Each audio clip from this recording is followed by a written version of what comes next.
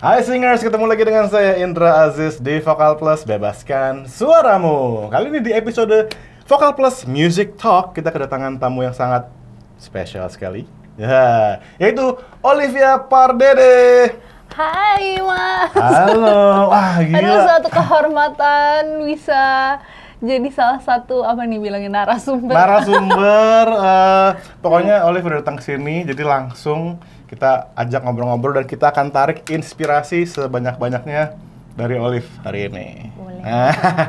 Oke, nah buat ini Olive, buat teman-teman Iya, yang mungkin ada, kayaknya susah, kayaknya nggak mungkin kalau belum tahu Olive Pardede, karena semua orang pasti nonton Indonesian Idol season 10, itu season paling sakral. Oh gitu. Tapi mungkin buat kalian yang belum tahu, kalau Olive itu selain dari yang season 10 Indonesian Idol, itu gokil banget sih, pengalamannya di dunia tarik suara udah luar biasa. Bahkan di tahun yang sama, Olive ini ikut Asian Song Contest ya namanya, Asian Song Contest. Itu di mana ya? Boleh cerita Di sedikit? Vietnam. Dan waktu itu meraih prestasi? Aku dapat third place. Third place. Wow, itu kan internasional ya? Internasional. Dan setelah itu, Olive juga langsung ikutan musical sama the one and only Garin. Ya, Garin ya bener ya? Mas Garin Nugroho. Apa waktu itu? Musical apa waktu itu, Liv? Itu dalam rangka Hari Korupsi, kalau nggak salah. Iya, Hari Korupsi Sedunia. Terus Mas Garin bikin, yaitu pagelaran itu. Kebetulan waktu itu aku satu panggung sama Kak Asmara Abigail, sama Kak Cornelia Agatha, sama banyak musisi dan ya yang lain-lain yang keren-keren. Mereka tuh kayak senior dan jagoan-jagoan di dunia teater musikal ya? Gokil. Satu pengalaman yang keren banget sih, salah satu yang paling nggak bisa aku lupain juga tuh, musical itu. Oke, luar biasa ya. Kita akan ngomongin lebih jauh tentang musikalnya. Tapi sebelumnya, Liv, aku pengen ngajak teman-teman semua biar mereka bisa benar-benar menarik inspirasi dan semangat untuk nyanyi dan berkarya seperti kamu ya. Kamu boleh dong cerita awalnya kamu berkarir di dunia tarik suara. Aku pertama kali kenal sama Olive itu di sebuah kompetisi ya. Iya, Olive nyanyi di sebuah grup namanya Voca Groove. Di channel YouTube ini juga ada Voca Groove nyanyi lagu Dewa. Iya. Ya, ada Olive-nya. Oke, Olive. Masih anak-anak itu. Masih anak-anak ya. Kamu nyanyi dari umur berapa sih? Nyanyi serius ya, Mas? Nyanyi serius mungkin dari zaman aku SMA kali ya. Aku udah mulai ikut lomba-lomba band gitu. Jadi aku dulu punya band di SMA. Terus kita dulu kan juga sering ya lomba band antar SMA, terus ikut pekan seni lah apa gitu-gitu. Nah itu aku udah mulai dari situ udah mulai serius gitu. Sebagai soloist tuh ya? Sebagai soloist. Oke. Baru habis itu mulai aku kuliah, barulah mulai dapet duit dari nyanyi. Oh, ya. Berarti udah bisa dibilang profesional tuh ya? Iya, bisa dibilang sih. Dapat gitu. duitnya ngapain tuh?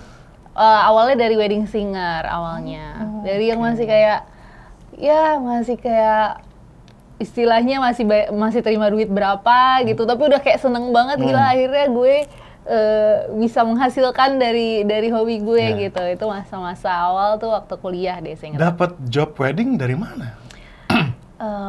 Dari mana ya? Dari temen-temen sih, karena kan aku dulu suka ini ya Mas, suka apa namanya cover-cover lagu dari Instagram. Terus ya udah temen-temen aku mungkin ada yang kenal kayak musisi, terus juga mereka udah lebih dulu terjun ke dunia wedding.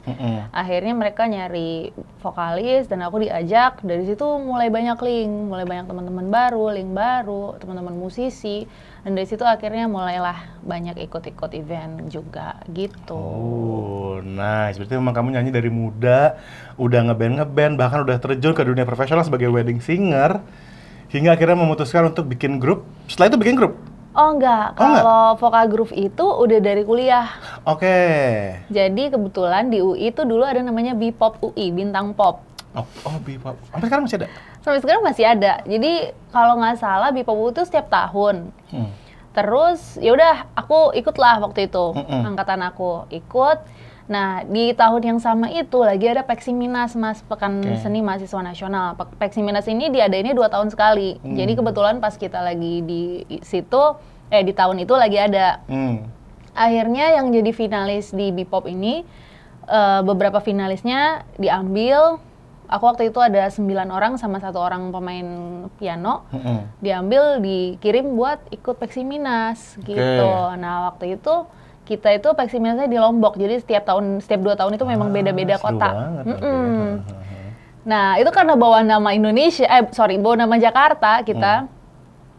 Latihannya tuh benar-benar intensif banget. Pokoknya ini harus menang di Jakarta, harus menang gitu. Jadi latihan tuh intensif banget yang kayak setiap hari tuh ke kampus bukannya mau kuliah malah mau latihan. Tujuannya. Ya, kalau bisa belajar jangan ganggu nyanyi. Iya benar. Soalnya tuh lagi semangatnya lah. Akhirnya terbentuklah vokal group ini. Terbentuk terus puji Tuhannya kita juara 1 tuh bawa nama Jakarta di Peksiminas. Nah, dari situ ya udah karena kita kayak seru juga ya nyanyi dalam vokal group gini. Nah, ternyata banyak juga lomba-lomba vokal group di saat itu, Mas. Jadi kita kayak, ikut lagi gitu. Kan kamu nih, kamu sekarang tapi fokus sebagai seorang solois ya? Apa sih yang membedakan teknik vokal atau cara nyanyi bersama grup dengan cara nyanyi sebagai seorang solois? Oh, beda banget sih. Kalau di grup tuh benar-benar harus menekan ego masing-masing. Benar-benar harus dengerin suara temen kita yang lain, nggak bisa tuh mau paling kenceng sendiri. Dan itu juga yang paling kita latih gitu, Mas. Jadi selama kurang lebih kayak 3 bulan deh kita latihan pas Peksiminas. Itu dari kita yang nyanyinya semua egois masing-masing, sampai akhirnya di momen-momen udah mau mendekati tuh kita sampai amazed sendiri, gila kita bisa senyatu ini loh, seharmoni ini gitu. Dan itu memang benar-benar harus intensif, harus ketemu, bahkan nggak cuman dari nyanyi, kita tuh benar-benar setiap hari ketemu ngobrol. Jadi memang harus batinnya harus nyatu juga. Batinnya harus nyatu ya secara personal. Jadi mesti nongkrong bareng tuh ya. Mesti nongkrong bareng. Jadi buat kalian semua yang punya vokal group ya kan, punya grup akapela, punya choir, nongkrong bareng juga penting dan termasuk bagian dari menyatukan batin tuh ya. Iya, luar biasa. Oke. Nah, setelah itu Olive ikut Idol pertama kali tahun? Tahun 2014 atau 13 ya, tahunnya Kanawela. Tapi itu sampai mana tuh? Aku itu sampai eliminasi 2 kalau nggak salah. Eliminasi 2. Yang nyanyi sendiri-sendiri gitulah. Terus aku nggak lolos. Nah, dari situ tereliminasi. Gitu. Terus kenapa nggak langsung ikut lagi pas ada? Berarti kan skip tuh ada Idol. Idolnya setelah Kanawela tuh kayak idolnya ini ya, Maria Simorangkir. Kan? Itu nggak ikut karena aku lagi nggak ngikutin deh kayaknya, Mas. Jadi nggak ngeh bahwa ada idol nih tahun ini gitu. Jadi ya udah pas nonton di TV lagi ada idol gitu. Nah, pas nextnya lagi yang zamannya aku itu kebetulan memang lumayan kedengeran kan, dan aku juga lumayan denger. Terus juga di support sama teman-teman dan lain-lain, ikut. Ya udah akhirnya ikut lah. Nah, itu waktu itu kamu mendaftar manual atau kamu di scouting atau gimana tuh? Kebetulan itu awalnya aku di MC sama tim dari idolnya. Jadi udah dihubungin duluan. Mereka udah menarget nih, wah ini nih. Iya. Cuman tetap aja pas di tempat audisi ternyata banyak juga kan yang dengan cara yang sama, maksudnya di DM duluan. Jadi yang ngantri-ngantri juga sebenarnya. Oke. Gitu. Terus kamu gimana sih, kan kamu udah pernah pengalaman ya, bahkan 2 kali ikut Indonesian Idol nih. Ini buat teman-teman yang penasaran, kayak apa sih rasanya ada di dalam kompetisi besar semacam Indonesian Idol? Apa ya, rasanya campur aduk sih, Mas. Tapi yang paling penting adalah nggak jadi orang yang sama seperti sebelumnya sih. Karena di Idol tuh nggak cuman dilatih, istilahnya kita ini cuman jadi penyanyi aja gitu. Tapi banyak hal lah sebagai seorang performer. Kedisiplinan, terus juga ya kayak tadi juga kayak kita pengen nyanyi lagu ini ternyata nggak bisa, kita harus ikutin misalnya, ditentuinnya minggu ini gue harus lagu ini. Ya mau nggak mau kita harus belajar gitu, harus belajar untuk terbuka, menerima apapun itu, masukan dari luar, menerima juga kritik dari juri. Terus juga yang paling aku dapat sih sebenarnya disiplin sih, kedisiplinan. Kayak kita di situ benar-benar harus atur waktu, kapan latihan, kapan kita mau syuting, kapan kita ada kelas sama Mas Indra waktu itu kan, coaching, vocal coaching. Terus habis itu ada juga dulu juga ada kelas PR kalau nggak salah, buat public speaking kita, dan lain-lain pokoknya. Itu sih kedisiplinan yang paling aku dapat. Oke, sekarang aku mau nanya nih, Olive. Waktu kamu di Idol 10 itu, siapa yang menurut kamu penyanyi yang paling menakutkan gitu. Artinya bisa dibilang wah ini orang lawan Siapa sangat berat gitu. Banyak sih kalau dari awal ya, sebenarnya banyak banget Mas kalau dilihat dari yang awal-awal gitu. Cuman mungkin pas udah agak mengecil aja kali ya, pas udah di Spekta, salah satu yang aku paling menurut aku luar biasa sih Novia ya. Itu anak masih kecil, tapi gila sih nyanyinya tuh udah nggak ngerti deh nih. Si Novia, banyak juga sih, Ziva pun juga. Ziva itu kan aku juga sebenarnya udah kenal dari zaman aku ikut Star Voices. Nah itu Ziva juga aku udah sempat lihat sebelumnya, sebelum dari Idol juga udah kenal, jadi kayak wah gila nih. Anak-anak seumur-umur gini nyanyinya udah pada, aduh gila-gila. Iya emang. Aku insecure juga loh jujur, soalnya aku kan di situ paling tua ya. Terus kayak gue mah seumur mereka nih paling gue masih nyanyi-nyanyi di mana sih? Ini mereka udah kayak di Idol dengan teknik-teknik dan segala macemnya, keren-keren banget. By the way ya Olive ya, ngomong Indonesian Idol ya, aku tuh kan, maksudnya aku kenal kamu dari zaman Voka Groove, kamu ya apa segala macem. Tapi aku tuh notice ada perubahan di singing style kamu. Apa tuh Mas? Nggak tahu, aku ngerasa kayak Olive beda ya. Soalnya kan aku udah dengar kamu nyanyi ada part-part solo kan waktu kamu sama Voka Groove, aku dengar gitu, oke, ini Olive nih. Tapi begitu aku ketemu kamu lagi, ada yang berubah. Kamu ngerasa nggak ada yang berubah? Ada sih. Apa ya? Aku merasa makin kesini emang nggak nggak sengotot dulu ininya. Oke, betul. Gitu. Apa yang terjadi tuh? Karena mungkin gini ya Mas. Iya. Aku ini kan hidup di keluarga Batak. Oke. Yang mana tuh dari kecil, semenjak papaku tahu aku punya bakat nyanyi gitu, keluarga juga tahu. Ya orang Batak tuh kan memang identik dan mungkin suka gitu kupingnya denger yang tinggi-tinggi, yang teriak-teriak gitu. Jadi kita tuh selalu didengerinnya lagu-lagu seperti itu gitu loh. Lagu-lagunya ya mungkin siapa Whitney Houston, Celine Dion gitu, dan kalau bisa lebih tinggi dari mereka, lebih keren gitu. Iya. Gitu, jadi memang dari kecil tuh udah terinfluence sama seperti itu dan dituntut dalam tanda kutip untuk menghibur orang tuh kayak gitu mungkin karena di keluarga gitu. Jadi udah gitu juga diarahkannya ke festival gitu kan Mas. Jadi yang mana lagu-lagunya tuh harus yang diva-diva. Maybe that's why orang tuh kenal aku sebagai diva-divaan gitulah ya.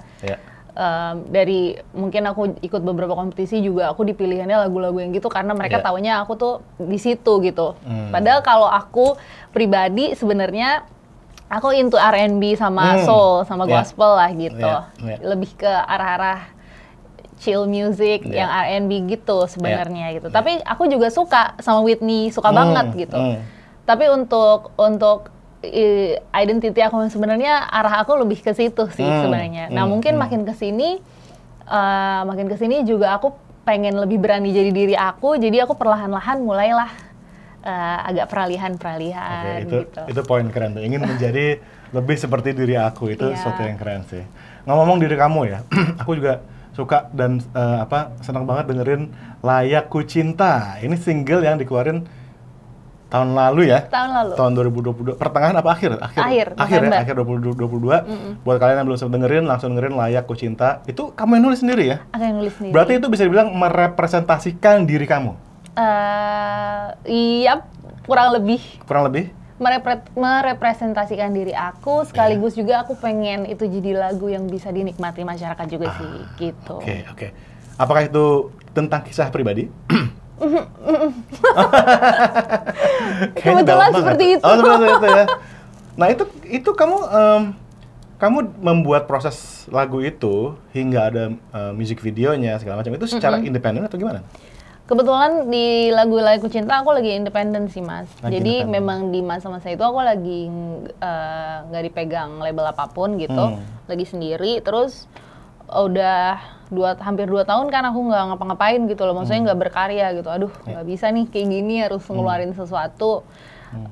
Dan aku memang adalah nulis beberapa lagu gitu. Cuman di masa-masa itu memang karena ini pengalaman pribadi, jadi aku kayaknya pengen deh rilis ini dulu. Luar biasa.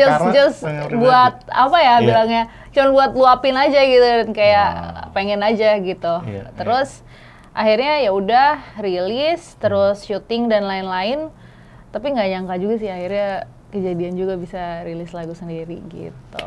Keren banget ya. Itu juga maksudku bener-bener spirit yang aku juga sering ngomong ke teman-teman semua ya, pendengar aku atau penonton Vokal Plus, kalau ya kita tuh punya idea, punya cerita yang ingin kita share kepada dunia ya, kita mesti rilis, karena aku selalu bilang ke mereka bahwa sebuah ide kreativitas yang nyangkut atau tidak dirilis itu akan menjadi penyakit kreatif. Penyakit kreatif, iya. Artinya kita jadi kayak nggak kreatif kalau kita, iya nggak sih, punya ide terus nggak diituin gitu. Nah dan yang aku sadari juga, kalau kita nggak nyoba kita tuh nggak bisa tahu loh ternyata kita bisa loh gitu. Kadang kalau dibiarin nggak usah lah, ribet.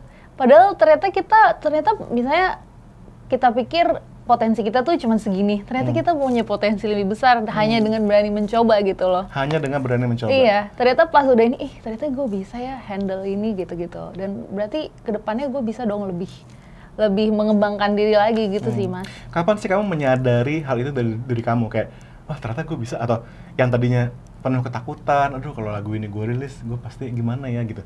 Kamu bisa akhirnya oke deh, gua rilis deh gitu, sampai melangkah, karena kan melangkah untuk akhirnya rekaman, mixing, mastering, syuting itu kan perlu actually energi dan waktu segala macam gitu lah. Kalau kamu nggak yakin, kamu pasti nggak akan. Kapan tuh kamu? Lagu ini juga sebenarnya kan aku tulis tuh awal 2021 ya. Terus tulis sebenarnya bukan berniat untuk dirilis sih, Mas. Jadi memang karena itu pengalamanku sendiri, terus aku kayak lagi sambil kesel, aku main piano di rumah ambil, loh kok jadi ya ini lagu gitu kan, dengan secara natural gitu. Terus aku kirim ke teman aku yang mana dia ini tahu ceritanya gitu. Saya kayak aduh gila, ini lu harus bikin nih lagu, jadiin gitu. Tapi aku kayak nggak pernah menggubris itu, kayak antar aja lah, ngapain masa gue bikinin lagu buat cowok kayak gitu. Terus habis itu pas masuk 2022 aku ngerasa kayak aduh gelisah deh kalau nggak ngapa-ngapain tuh gitu ya. Pengen deh ngeluarin sesuatu, pengen berkarya gitu. Ya udah deh, akhirnya aku dengerin lagi beberapa lagu yang aku sempat rekam di voice note di HP. Salah satunya itu. Terus akhirnya lucu juga nih lagu, sayang ya gitu. Akhirnya aku mulai tulis lagi lah.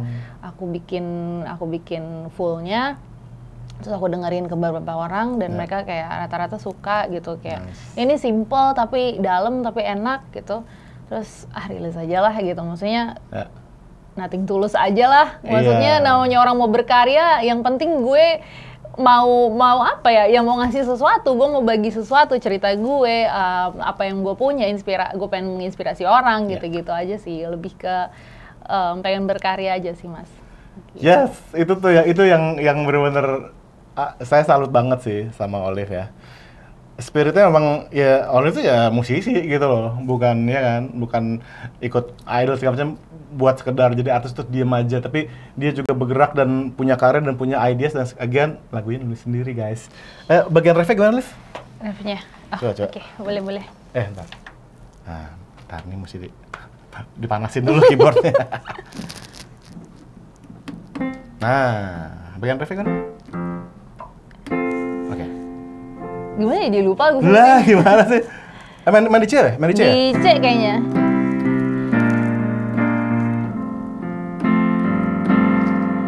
C semuanya gini.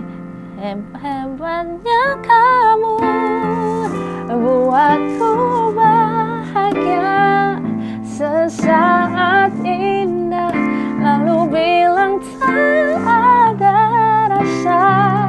Bodohnya diriku, namun kini ku mengerti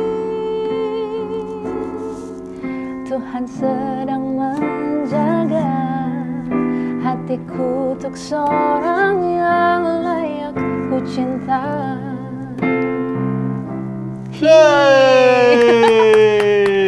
Aduh. Kamu kok enak banget sih lu nyanyinya? Aduh, Mas. Jangan gitu ah. Parah ya. Jangan lupa ya, Layak Ku Cinta ya. Jangan langsung lupa stream dengerin. Spotify, ada video klipnya. Ada video klipnya loh. Di YouTube tuh mewah banget. Zaman sekarang tuh penyanyi bikin video klip tuh mewah banget loh. Iya kan? Itu lebih ke impulsif. Impulsif. Orang tuh kayak zaman sekarang tuh penyanyi kayak lebih fokus bikin video TikTok gitu. Iya gak sih? Iya. Bikin video. Tapi kamu berarti kan untuk kamu actually keluarin effort segitu besar untuk syuting video, berarti this song means a lot to you ya? Means a lot. Sebenarnya yang means a lot-nya lebih ke itu sih tadi, bahwa maybe kalau ini nggak terjadi, gue nggak akan ketemu orang yang layak ku cinta. Emang apa sih Liv yang terjadi, Liv? Yang terjadi, ya biasa lah mas, percintaan. Ini anak muda. Gitu. Biasalah, apa namanya, pemberi harapan palsu gitu kan. Yang kayaknya mau serius, ternyata pas kita udah kayak, menggebu-gebu, ternyata dianya pergi gitu aja. Ya gitulah, biasalah mas. Emang dari sebuah rasa sakit dan kisah cinta yang menyakitkan itu bisa tercipta sesuatu ya. Oke, luar biasa. Nah, Olive, sekarang aku mau nanya sedikit mengenai teknik vokal, boleh? Boleh. Iya, aku ngelihat salah satu hal yang kamu jago banget. Banyak banget ya. Cuma satu hal yang aku nggak bisa sampai sekarang adalah riffs and runs. Maksud nggak bisa? I cannot. Aku suruh skate singing jazz, oke. Tapi suruh riffs and runs, I'm dead. Bisa nggak Olive contohin contoh riffs and runs ke teman-teman nih? Apa ya? Todong aja nih. Aku tuh suka banget sama riffs and runs-nya Muni Long sih mas. Waduh. Coba. Siapa itu? Muni Long yang pasti tahu lah salah satu lagunya. Okay. Yours, mine, ours. I could do this for hours. Sit and talk to you for hours. I wanna give you your flowers and some champagne showers. Or di mana ya? Part ininya. Usually don't like nobody. And when I say nobody, I mean nobody. All these boys are full of shit. It's just a homie once they hit. Felt like giving up on love. These boys are almost made me quit. Itu kali ya.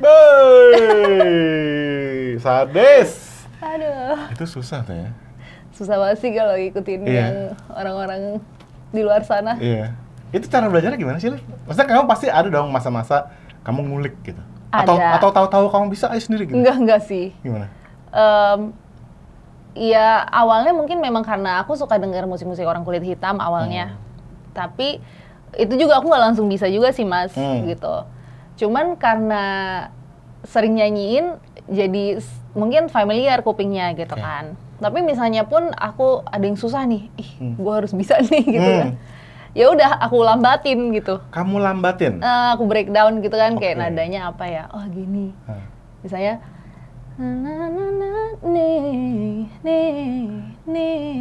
don't like nobody gitu. Honey, ya kamu bener-bener gitu ya? Iya. Terus kamu cepetin gitu? Iya gitu, paling gitu-gitu aja sih. Siapa sih yang penyanyi, siapa yang ini kalau teman-teman yang pengen belajar ya, saran nggak buat mereka ngulik siapa sih yang kekinian deh? Riffs and Runs. Karena kalau kita lihat kan Riffs and Runs zaman dulu ya, Riffs and Runs-nya Boyz II Men, sama Riffs and Runs anak sekarang kayaknya sekarang lebih nge-jazz gitu, lebih kompleks gitu. Iya. Kalau Boyz II Men tuh bener-bener yang nggak kebaca nadanya, malah Boyz II Men, Brian McKnight yang kayak susah banget sih. Siapa ya kalau sekarang ya, kalau aku sih paling Tori Kelly, ya tadi Muni Long gitu, Jasmine Sullivan, ya siapa lagi ya, Ziva. Barsena itu juga masternya tuh anak. Oke. Nah itu kan tadi mengenai riffs and runs ya. Tapi kalau kita lihat kalau orang dengar, nah itu dia nih yang aku juga mau ngomong. Kalau orang dengar Olive nyanyi, itu orang nggak fokus ke riffs and runs-nya. Walaupun riffs and runs jago banget, cuman orang tuh fokus juga ke kamu nyanyi enak, kamu bisa ngenakin sebuah lagu gitu loh. Apa sih rahasianya, Liv? Apa rahasianya buat kamu ya, menurut kamu ya? Ngenakin sebuah lagu tuh dari mana sih asalnya? Gitu. Oke. Gini kayaknya ya. What's the thought process gitu loh? Kalau aku tuh sebenarnya kalau ngedengerin banyak genre lah mas, sama banyak penyanyi. Cuman aku tuh paling suka penyanyi-penyanyi zaman dulu memang kayak Whitney Houston, Aretha Franklin gitu-gitulah. Yang nyanyi tuh kayak ngomong gitu. Jadi dan aku kadang kalau saking menikmati lagu sesuatu, aku tuh misalnya sekalipun lagunya tuh lagu joget, tapi saking aku menikmati the way they present lagunya, aku tuh bisa sampai kayak dengerin, oh cara mereka buka mulut di sini kayak gini ya, jadi tuh nyampenya enak. Oh cara mereka nyebut kata-kata ini gini ya, jadi tuh kayak enak. Sedetail itu ya? Iya, kadang-kadang kalau lagi rajin ya aku, oh dia ngomongnya gini, kayak misalnya apa ya? Oh kayak lagu Never Enough gitu. Never enough for me, for me, for me. Itu rasanya beda sama kalau kita nyanyi for me, for me, for me. Padahal itu cuman beda for me sama for me gitu kan. Tapi menurut aku itu tuh penting buat bikin tekanan-tekanan di lagu gitu loh. Itu salah satunya mungkin. Kayak aku suka dengerin penyanyi-penyanyi yang nyanyi tuh emang kayak ngomong gitu. Jadi kayak ya pesan-pesan lagunya tuh naik turunnya itu keenak kerasa gitu. Sama ya satu lagi mungkin lebih harus sebelum bawain lagu ya harus ngerti makna lagunya sih Mas, benar-benar secara keseluruhan ini lagu tentang apa. Jadi pas deliver buat audience itu lebih nyampe lah gitu. Itu sih bener banget sih. Itu bener banget. Nah kalau secara teknis, tapi gini, kan kamu tadi bilang kamu sebagai orang Batak nih, jadi nada tinggi tuh buat kamu udah biasa. Iya. Tapi kamu ada nggak sih latihan khusus untuk melatih nada tinggi dan powerful itu? Ada. Ada? Tiap hari nyanyi. Tiap hari nyanyi? Nyanyi apa tapi? Jadi dulu itu aku setiap hari selalu, hampir setiap hari deh kayaknya. Bahkan ada minggu-minggu di mana tuh setiap hari gitu Mas. Nyanyi lagu-lagu tinggi, Listen lah, One Moment in Time lah, Celine Dion, gitu-gitulah. Dan itu setiap hari.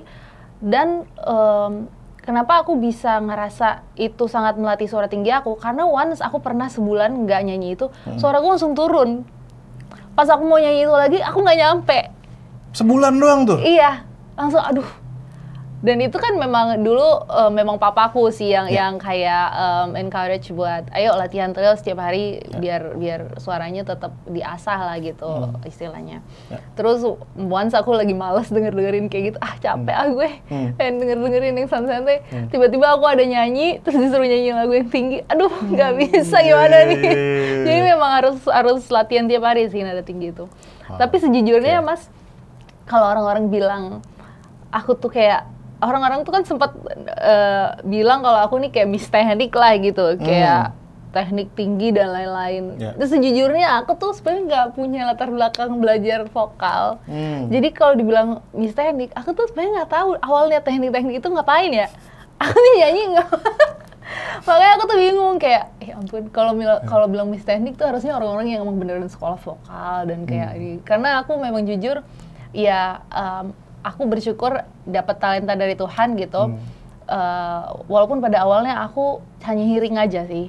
Jadi kayak aku dengar, oh kalau kayak gini keluarinnya kayak gini. Oh orang ini nyanyinya kayak gini. Kayak dulu zaman aku suka banget Christina Aguilera. Oh kayak gini nyanyinya. Ya seiring dan berjalan waktu, aku merasa aku punya kebutuhan untuk tahu teknik-teknik itu sendiri apa sih gitu loh. Masa gue penyanyi gue nggak tahu gitu, ini suara apa yang gue keluarin gitu. Akhirnya ya aku browsing, aku cari-cari sendiri, aku lihat YouTube Vokal Plus gitu-gitu kan. Dan ini salah satu platform yang penuh ilmu tentang musik, nyanyi dan segala macam loh temen-temen gitu. Jadi dari situ pun aku tahu gitu, oh ini head voice, ini mix voice dan lain-lain. Oh pernapasan tuh kayak gini, pemanasan tuh kayak gini gitu. Luar biasa. Itu yang aku tuh selalu kagum dari seseorang yang mana, bisa dibilang kamu kan otodidak berarti ya? Otodidak. Buat seseorang yang otodidak itu kerja kerasnya mesti double daripada yang istilahnya dilatih sama coach yang setiap minggu gitu. Iya. Otodidak tuh kerja kerasnya mesti double ya. Oke, teman-teman, untuk membuktikan nih bahwa Olive memang bisa mendeliver sebuah cerita dari lagu ini, aku kan nantangin kamu untuk nyanyi lagu yang kamu juga terkenal nyanyi lagu ini, the only one di Idol yang coba Indonesia Idol bawain lagu ini tuh gimana coba? Ini lagu ini tuh kayak lagu yang deep banget, dan aku pakai di salah satu ujian kalau kuliah waktu aku ngajar di UPH dulu. Karena lagu ini sangat deep dari seorang penyanyi yang sangat legendaris, ya. Yaitu Billie Holiday, oke? Bukan Billie Eilish ya, ini Billie Holiday, ini versi tuanya nih. Yaitu lagu berjudul God Bless the Child.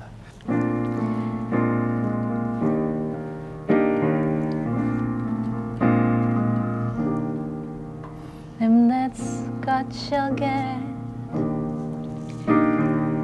them that's not shall lose. So the Bible said, and it still is news.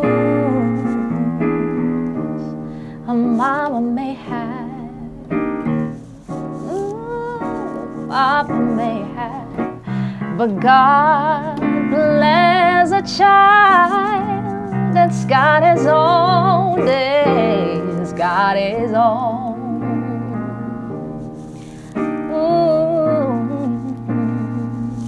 Come on, Annie. Yes, the strong It seems to get more while the weak ones fade. Empty pockets don't ever really ever made a grade. Oh, mama may have, papa may have, but God bless a child that's got his own days, got his own.